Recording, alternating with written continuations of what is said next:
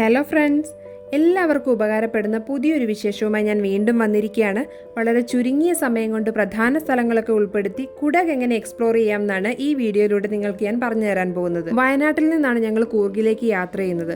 കർണാടക സ്റ്റേറ്റിലെ ഒരു പ്രധാന ടൂറിസ്റ്റ് ഡെസ്റ്റിനേഷനാണ് കുടക് അല്ലെങ്കിൽ കൂർഗ്. കേരളത്തെ പോലെ തന്നെ പച്ചപ്പ് നിറഞ്ഞ പ്രകൃതി രമണീയമായ സ്ഥലമാണിത്. ഇന്ത്യയുടെ സ്കോട്ട്ലൻഡ് എന്നറിയപ്പെടുന്ന കുടകിലെ ഒരു പ്രധാന കൃഷിയാണ് കാപ്പി എന്ന് പറയുന്നത്. നമ്മൾ എങ്ങോട്ട് തിരിഞ്ഞു നോക്കിയാലും കാപ്പി തോട്ടങ്ങളും കാപ്പിപ്പൊടി വിൽക്കുന്ന കടകളുമാണ് കാണാനുള്ളത്. പശ്ചിമഘട്ടത്തിൽ സ്ഥിതി ചെയ്യുന്ന കുടക് ജില്ല വിസിറ്റ് ചെയ്യാൻ പറ്റിയ സമയം എന്ന് പറയുന്നത് വിന്ററാണ്. ചരിത്ര പ്രാധാന്യമുള്ള ഒരുപാട് സ്ഥലങ്ങളും വെള്ളച്ചാട്ടങ്ങളും പ്രകൃതി രമണീയമായ മറ്റു സ്ഥലങ്ങളും ഒക്കെയുള്ള ഒരു പ്രധാന ടൂറിസ്റ്റ് ഡെസ്റ്റിനേഷൻ തന്നെയാണ് കുടക് എന്ന് പറയുന്നത്. അവിടെ നമുക്ക് ആദ്യമായിട്ട് വിസിറ്റ് ചെയ്യാനുള്ളത് ഗോൾഡൻ ടെമ്പിൾ ആണ്. കുടകിലെ കുശാൽ നഗറിൽ നിന്നും ഏകദേശം 5 കിലോമീറ്റർ അകലെയുള്ള ബൈലക്കുപ്പെ എന്ന സ്ഥലത്താണ് നംട്രോളി മൊണാസ്ട്രി എന്നു പേരുള്ള ഈ ഒരു ബുദ്ധ വിഹാര കേന്ദ്രം സ്ഥിതി ചെയ്യുന്നത്. വരുന്ന വഴി തന്നെ അങ്ങ് ദൂരെയായിട്ട് ബുദ്ധിസത്തിന്റെ സിംബൽസ് ഒക്കെ ഉള്ള ഒരു വലിയ ചക്രം നമുക്ക് കാണാനായിട്ട് പറ്റും. അത് ഗോൾഡൻ ടെമ്പിളിന്റെ മുകളിലായിട്ട് സ്ഥാപിച്ചിരിക്കുന്ന ചക്രമാണ്. ഒരു ആത്മീയ കേന്ദ്രവും വിനോദസഞ്ചാര കേന്ദ്രവും ഒക്കെയായ ഈ ഒരു ഗോൾഡൻ ടെമ്പിളും അതിന്റെ പരിസരവും എന്ന് പറയുന്നത് ശരിക്കും ഒരു മിനി ടിബറ്റ് തന്നെയാണ്. വളരെ വിശാലമായിട്ടുള്ള പാർക്കിംഗ് ഗോൾഡൻ ടെമ്പിളിനോട് തൊട്ടടുത്ത് തന്നെയുണ്ട്. പാർക്കിങ്ങിന് 40 രൂപ ഫീസ് ഉണ്ട്. അതല്ലാതെ ഗോൾഡൻ ടെമ്പിളിനുള്ളിലേക്ക് കടക്കാൻ മറ്റു ഫീസുകളൊന്നുമില്ല. മെയിൻ ഗേറ്റ് കഴിഞ്ഞ് ഉള്ളിലേക്ക് കടന്നാൽ ശരിക്കും പറഞ്ഞാൽ മറ്റൊരു ലോകത്തേക്ക് ചെന്നൊരു ഫീലാണ്. ഒരുപാട് ടൂറിസ്റ്റുകളൊക്കെ വന്നിട്ടുണ്ടെങ്കിൽ പോലും വളരെ ശാന്തമായ ഒരു അന്തരീക്ഷമാണ് ഇവിടെ. ഈ കാണുന്ന 2-3 നിലകളിലുള്ള കെട്ടിടങ്ങളിലാണ് ടിബറ്റിൽ നിന്നുള്ള അഭയാർത്ഥികളും ഇവിടുത്തെ സന്യാസിനിമാരും താമസിക്കുന്നത്. ഒരു മെയിൻ ടെമ്പിളും അതിനോടൊപ്പം തന്നെ മറ്റു പല ടെമ്പിളുകളും താമസ സൗകര്യങ്ങളും വിദ്യാഭ്യാസ സ്ഥാപനങ്ങളും ഒക്കെ ഉൾപ്പെടെ ഏകദേശം 15 കിലോമീറ്ററോളം ചുറ്റളവിലായാണ് ഈ ഒരു ടിബറ്റൻ സെറ്റിൽമെന്റ് വ്യാപിച്ചു കിടക്കുന്നത്. ഇതാണ് മെയിൻ ടെമ്പിൾ. ഇതിനുള്ളിലേക്ക് കടക്കുന്നതിന് മുൻപായിട്ട് ഇവിടെയായിട്ട് ചെരുപ്പ് സൂക്ഷിക്കാൻ ഏൽപ്പിക്കാം. ചെരുപ്പിട്ടുകൊണ്ട് കടക്കാൻ പാടില്ല. ഈ മെയിൻ ടെമ്പിളിനുള്ളിലേക്ക് കടന്നാൽ ശരിക്കും നമുക്ക് അത്ഭുതം തോന്നും. അതുപോലത്തെ ഒരു അന്തരീക്ഷമാണ് അവിടെ. 40 അടിയോളം ഉയരമുള്ള 3 വിഗ്രഹങ്ങളാണ് അവിടുത്തെ മെയിൻ അട്രാക്ഷൻ എന്ന് പറയുന്നത്. അതിൽ സെൻട്രലായിട്ട് കാണുന്നത് ശ്രീബുദ്ധന്റെ വിഗ്രഹമാണ്. ഇത് സ്വർണ്ണത്തിൽ പണിതാണെന്നും സ്വർണം പൂശിയതാണെന്നും ഒക്കെ പറയുന്നുണ്ട്.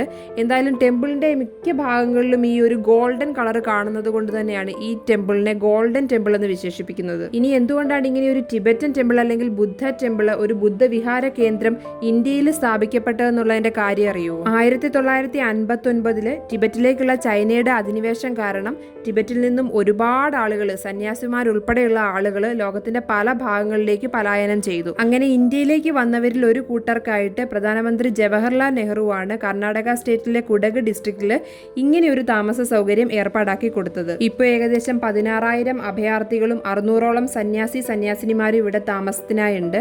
ഇവർക്കുള്ള വിദ്യാഭ്യാസം ഉൾപ്പെടെയുള്ള കാര്യങ്ങൾ ഇവിടെ ചെയ്യുന്നുണ്ട്. ടിബറ്റിലെ ആളുകളുടെ വിശ്വാസപ്രകാരം അവരുടെ ആദ്യത്തെ കുട്ടിയെ സന്യാസത്തിലേക്ക് വിടുകയാണ് ചെയ്യുന്നത്. അങ്ങനെ കുട്ടി സന്യാസിമാരുൾപ്പെടെ ഒരുപാട് ടിബറ്റൻ വസ്ത്രധാരികളെ നമുക്കിവിടെ കാണാനായിട്ട് സാധിക്കും. അതുപോലെ തന്നെ ഇവിടുത്തെ ആളുകളുടെ കച്ചവടങ്ങളൊക്കെ ഇവിടെയായിട്ടുണ്ട്. കുറേ കടകളൊക്കെ കാണാനായിട്ട് സാധിക്കും. ഇവിടെ കരകൗശല വസ്തുക്കളും പിന്നെ ടിബറ്റൻ ജനതയും ബുദ്ധമതവുമായിട്ടൊക്കെ ബന്ധപ്പെട്ട കുറേ സ്പെഷ്യൽ പ്രൊഡക്ട്സും ഒക്കെ നമുക്കിവിടെ വാങ്ങാനായിട്ട് കിട്ടും. നല്ല ക്വാളിറ്റിയുള്ള ടിബറ്റൻ ഫ്ലാഗ്സും അഗർബത്തീസും പിന്നെ തടിയിലൊക്കെ ഉണ്ടാക്കിയിട്ടുള്ള ചെറിയ കരകൗശല വസ്തുക്കളും ഒക്കെ ഇവിടെ വാങ്ങാനായിട്ട് കിട്ടും. രാവിലെ 7 മുതൽ വൈകുന്നേരം 6 മണി വരെയാണ് ഇവിടുത്തെ എൻട്രി ടൈം. ഗോൾഡൻ ടെമ്പിളിൽ നിന്ന് ഇറങ്ങിയപ്പോഴേക്കും സന്ധ്യ ആയത് കാരണം ഞങ്ങൾ കുശാൽ നഗറിൽ തന്നെയുള്ള ശാന്തി കാസിൽ ഇന്റർനാഷണൽ റൂം എടുത്തിട്ടുണ്ടായിരുന്നു. കൂർഗിൽ വന്നിട്ട് അക്കോമഡേഷൻ നോക്കുന്നവർക്ക് ഇതൊരു ബെസ്റ്റ് ചോയ്സ് ആണ്. കാരണം കൂർഗിൽ കുറഞ്ഞ റേറ്റിൽ ഒരുപാട് റൂംസ് ഒക്കെ കിട്ടുമെങ്കിലും അതൊന്നും അത്ര നീറ്റ് ആയിട്ടുള്ളതോ അല്ലെങ്കിൽ ഫാമിലിക്ക് പറ്റുന്നതോ ഒന്നും ആയിരിക്കില്ല പലതും. ഇതാണെങ്കിൽ വളരെ നല്ല റൂമായിരുന്നു, നല്ല സർവീസ് ആയിരുന്നു. അതുമാത്രമല്ല ഇതിനോട് ചേർന്നിട്ടൊരു ഫുഡ് കോർട്ട് ഉണ്ട്. അവിടുത്തെ ഫുഡും വളരെ നല്ലതായിരുന്നു. അതുകൊണ്ട് തന്നെ ഫുഡ് കഴിക്കാനായിട്ട് പുറത്തേക്കൊന്നും പോകേണ്ടിയും വന്നില്ല. പിറ്റേ ദിവസം രാവിലെ ഞങ്ങൾ നേരെ പോയത് ബാംബു ഫോറസ്റ്റിലേക്കാണ്. കൂർഗിലെ മറ്റൊരു പ്രധാന ടൂറിസ്റ്റ് ഡെസ്റ്റിനേഷനാണിത്. ബാംബു ഫോറസ്റ്റും അതിനോട് ചേർന്നിട്ട് ഒരു ബേർഡ് പാർക്കും ഡെയർ പാർക്കും അതുകൂടാതെ മറ്റ് എന്റർടൈൻമെന്റ് ആക്ടിവിറ്റീസും ഷോപ്പിംഗ് ഏരിയയും ചെറിയ ചെറിയ റെസ്റ്റോറൻറ്റ്സും ഒക്കെയുള്ള അത്യാവശ്യം വലിയൊരു വിനോദസഞ്ചാര കേന്ദ്രം തന്നെയാണിത്. കൂർഗിൽ വന്നിട്ട് ഇവിടെയാണ് ടൂറിസ്റ്റുകൾക്ക് വേണ്ടിയിട്ട് കൂടുതലും ഷോപ്പിങ്ങിനായിട്ടൊരു ഏരിയ ഞാൻ കണ്ടത്.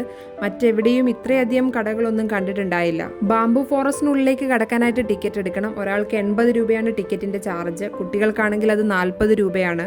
ടിക്കറ്റ് എടുത്ത് ഉള്ളിലേക്ക് കടന്നാൽ തന്നെ നമ്മൾ ആദ്യം കയറുന്ന ഒരു തൂക്കുപാലത്തിലാണ്. ആ തൂക്കുപാലം കടന്ന് വേണം നമ്മൾ ബാംബു ഫോറസ്റ്റിനുള്ളിലേക്ക് കടക്കാനായിട്ട്. വെക്കേഷൻ ആയതുകൊണ്ട് തന്നെ അത്യാവശ്യം നല്ല തിരക്കുണ്ടായിരുന്നു. തൂക്കുപാലത്തിലൊക്കെ ഒരുപാട് ആളുകൾ ഉണ്ടായിരുന്നു. തൂക്കുപാലത്തിലൂടെ കയറി നമുക്ക് ബാംബു ഫോറസ്റ്റിനുള്ളിലേക്ക് കടക്കാം. വളരെ വലിയൊരു ഏരിയയിൽ വ്യാപിച്ച് കിടക്കുന്ന മുളയുടെ കാട്. അതിനുള്ളിലായിട്ട് ടിക്കറ്റ് എടുത്ത് കയറുന്ന ഓരോ ആളുകൾക്കും ഒരു 2-3 മണിക്കൂർ സ്പെൻഡ് ചെയ്യാൻ പാകത്തിന് ഒരുപാട് എൻ്റർടൈൻമെൻറ്റിനുള്ള കാര്യങ്ങൾ സെറ്റ് ചെയ്ത് വെച്ചിട്ടുണ്ട്.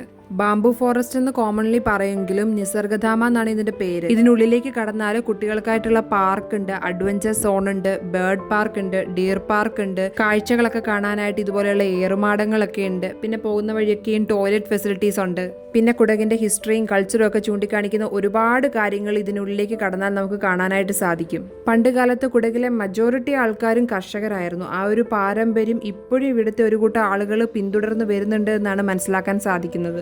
ബാംബു ഫോറസ്റ്റിനുള്ളിലെ ചെറിയൊരു ബേർഡ് പാർക്കാണിത്. ഇതിനുള്ളിലേക്ക് കടക്കാനായിട്ട് ഒരാൾക്ക് 30 രൂപയുടെ ടിക്കറ്റ് എടുക്കണം. ഒരുപാട് അധികം ബേർഡ്സ് ഒന്നും ഇവിടെ ഇല്ലെങ്കിലും ഉള്ള ബേർഡ്സിന്റെ ഒക്കെ കൂടെ ഇതുപോലെ കുട്ടികൾക്കൊക്കെ ആണെങ്കിലും ഫോട്ടോ ഒക്കെ എടുക്കാനൊക്കെയുള്ള സൗകര്യമുണ്ട്. അതിന് ഓരോന്നിനും 80 രൂപ വീതം നമ്മൾ സെപ്പറേറ്റ് കൊടുത്ത് ടിക്കറ്റ് എടുക്കണം. ചെറിയൊരു ഏരിയയിൽ പല കൂടുകളിലായിട്ട് കുറച്ച് വെറൈറ്റി പക്ഷികളൊക്കെ ഉണ്ടായിരുന്നു.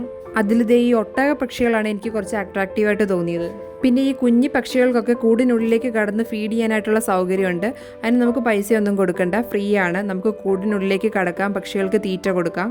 ഇഷാനെ സംബന്ധിച്ച് ഇതൊക്കെ വളരെ പുതുമയുള്ള കാര്യങ്ങളായിരുന്നു. ഇങ്ങനെയുള്ള കാര്യങ്ങളൊന്നും ഇന്നേ വരെ അവൻ എക്സ്പീരിയൻസ് ചെയ്തിട്ടില്ല. അതിൻ്റെ ഒരു പേടിയും ഭയമൊക്കെ അവൻ്റെ മുഖത്തുണ്ടായിരുന്നു കേട്ടോ. പിന്നെ കുട്ടികൾക്കും കൂടെ കയറാൻ പറ്റുന്ന വിധത്തിലുള്ളൊരു സിപ്പ് ലൈൻ ഇവിടെ ഉണ്ടായിരുന്നു. ഇഷാന്റെ വളരെ നാളത്തെ ആഗ്രഹമായിരുന്നു സിപ്പ് ലൈനിൽ കയറുക എന്നുള്ളത്. അതിവിടെ സാധിച്ചു. 100 രൂപയാണ് സിപ്പ് ലൈനിന്റെ ചാർജ്. ബാംബു ഫോറസ്റ്റിൽ നിന്ന് വെളിയിലിറങ്ങി ഞങ്ങൾ ഇവിടെ കുറച്ച് എന്റർടൈൻമെന്റ് ആക്ടിവിറ്റീസ് ഒക്കെ ഉണ്ട്, അതൊക്കെ ഒന്ന് എക്സ്പീരിയൻസ് ചെയ്യാമെന്ന് വിചാരിച്ചു. Scary house, 12D cinemas, mirror maze, sky walk, ഇങ്ങനെ കുറേ ആക്ടിവിറ്റീസ് ഒക്കെ ഉണ്ട്. അവർ വലിയ റേറ്റ് ഒക്കെ പറയും. ബാർഗെയിൻ ചെയ്ത് നമുക്ക് കുറഞ്ഞ റേറ്റിന് എടുക്കാനായിട്ട് പറ്റും. സ്കേറി ഹൗസിലൊക്കെ കയറുന്നത് വളരെ നല്ലൊരു എക്സ്പീരിയൻസ് ആയിരിക്കും. തീരെ കൊച്ചുകുട്ടികൾക്ക് ഞാനിത് റെക്കമെൻഡ് ചെയ്യുന്നില്ല കേട്ടോ. പക്ഷേ ഈ 12D സിനിമാസ് ഉൾപ്പെടെയുള്ള ബാക്കിയുള്ള ആക്ടിവിറ്റീസ് ഒക്കെ കൊച്ചുകുട്ടികൾക്കും ട്രൈ ചെയ്യാവുന്ന കാര്യങ്ങളാണ്. എനിക്ക് കൂട്ടത്തിൽ ഭയങ്കര ഇൻട്രസ്റ്റിംഗ് ആയിട്ട് തോന്നിയത് ഈ മിറർ മെയ്സ് ആണ്. ഒരുപാട് കണ്ണാടിയുടെ ചുവരുകൾ. നമ്മളൊരു എൻട്രൻസിലൂടെ കടന്നു ചെല്ലുന്നു. എക്സിറ്റ് കണ്ടുപിടിക്കുക എന്നുള്ളതാണ് ടാസ്ക്. ഞങ്ങൾ കുറേ നേരം ട്രൈ ചെയ്തു. ലാസ്റ്റ് എക്സിറ്റ് കണ്ടുപിടിക്കാനും സാധിച്ചു. ഒറ്റയ്ക്ക് കയറുന്നതിലും ഒരു ഗ്രൂപ്പായിട്ട് കയറുമ്പോൾ നമുക്കിത് എൻജോയ് ചെയ്ത് ചെയ്യാനായിട്ട് സാധിക്കും. 3-4 തവണ എക്സിറ്റ് ആണെന്ന് വിചാരിച്ച് കയറി വന്ന എൻട്രൻസിൽ തന്നെ ചെന്ന് കഴിഞ്ഞിട്ട് ലാസ്റ്റ് എക്സിറ്റ് കണ്ടുപിടിക്കുമ്പോൾ ഉള്ളൊരു സന്തോഷം ഉണ്ടല്ലോ, അതൊക്കെയാണ് ഇങ്ങനെയുള്ള ആക്ടിവിറ്റീസിന്റെ രസം. അടുത്തത് സ്കൈ വോക്ക് എന്ന് പറയുന്ന ആക്ടിവിറ്റിയാണ്. നമ്മളൊരു ബ്രിഡ്ജ് പോലെ ഒരു പ്ലാറ്റ്ഫോമിൽ നിൽക്കുന്നു. നമ്മുടെ ചുറ്റുമുള്ള സിലിണ്ടർ പോലുള്ള ഭാഗം കറങ്ങിക്കൊണ്ടേയിരിക്കും. കൂട്ടത്തിൽ നമ്മളും കറങ്ങുന്ന പോലെ തോന്നും. അവിടെ നമ്മൾ ബാലൻസ് ചെയ്ത് നിൽക്കുക എന്നുള്ളതാണ് ഇവിടുത്തെ ടാസ്ക്. അങ്ങനെ ആക്ടിവിറ്റീസ് ഒക്കെ കഴിഞ്ഞ് ഞങ്ങൾ നേരെ ഫുഡ് കോർട്ടിലേക്ക് പോയി. അവിടെ പല തരത്തിലുള്ള സ്നാക്സും ഡ്രിങ്ക്സും ഒക്കെ കിട്ടും. ഫുഡ് കഴിച്ചിട്ട് ഒട്ടും താമസിക്കാതെ തന്നെ ഞങ്ങൾ അടുത്ത ഡെസ്റ്റിനേഷനിലേക്ക് പോയി. കാരണം 2 ദിവസം കൊണ്ട് കൂർഗിൽ കറങ്ങാവുന്നതിൻ്റെ മാക്സിമം കറങ്ങുക എന്നുള്ളതാണ് ഞങ്ങളുടെ ലക്ഷ്യം. പോകുന്ന വഴി വലിയൊരു കാപ്പിത്തോട്ടം കണ്ടപ്പോൾ ജസ്റ്റ് ഒന്ന് വീഡിയോ എടുത്തതേ ഉള്ളൂ. കാരണം ഇത്ര വലിയ കാപ്പിത്തോട്ടം ഞാൻ ഇന്നേ വരെ കണ്ടിട്ടേ ഇല്ല. അങ്ങനെ കാഴ്ചകളൊക്കെ കണ്ട് അടുത്തായിട്ട് ഞങ്ങൾ എത്തിയിരിക്കുന്നത് കൂർഗിലെ അത്യാവശ്യം വലുതും ഫേമസും ആയിട്ടുള്ള ആബി വാട്ടർഫോൾസിലാണ്. അവിടെ 10 രൂപയാണ് ഒരാൾക്ക് ടിക്കറ്റ് ചാർജ്. അതുകൂടാതെ വണ്ടി പാർക്ക് ചെയ്യാനായിട്ട് 50 രൂപയുടെ ടിക്കറ്റ് എടുക്കണം. ടിക്കറ്റ് എടുത്ത ശേഷം കുറച്ചു ദൂരം നടന്നിട്ട് വേണം വെള്ളച്ചാട്ടത്തിനടുത്തെത്താൻ. കാപ്പിത്തോട്ടങ്ങൾക്കിടയിലൂടെ വളരെ മനോഹരമായ വഴി, ഇരുവശത്തും ഫെൻസിംഗ് ഒക്കെ ചെയ്തിട്ടുണ്ട്. നല്ല തണലുള്ളതുകൊണ്ട് തന്നെ നടക്കാൻ പ്രത്യേകിച്ച് മടുപ്പൊന്നും തോന്നത്തില്ല. ഈ സമയത്ത് മഴ തീരെ കുറവായത് കാരണം അവിടെ വെള്ളം കുറവായിരുന്നു. നല്ല വെള്ളമുള്ള സമയത്താണെങ്കിൽ നല്ല ഭംഗിയായിരിക്കും വെള്ളച്ചാട്ടം കാണാനായിട്ട്. അപകട സാധ്യത ഉണ്ടായിട്ടാണോ എന്നറിയില്ല. വെള്ളച്ചാട്ടത്തിന്റെ ഭാഗത്തേക്കൊന്നും നമുക്ക് ഇറങ്ങാനായിട്ട് സാധിക്കില്ല. സൈഡ് മുഴുവൻ കൈവരി കെട്ടി സേഫ് ആക്കിയിട്ടുണ്ട്.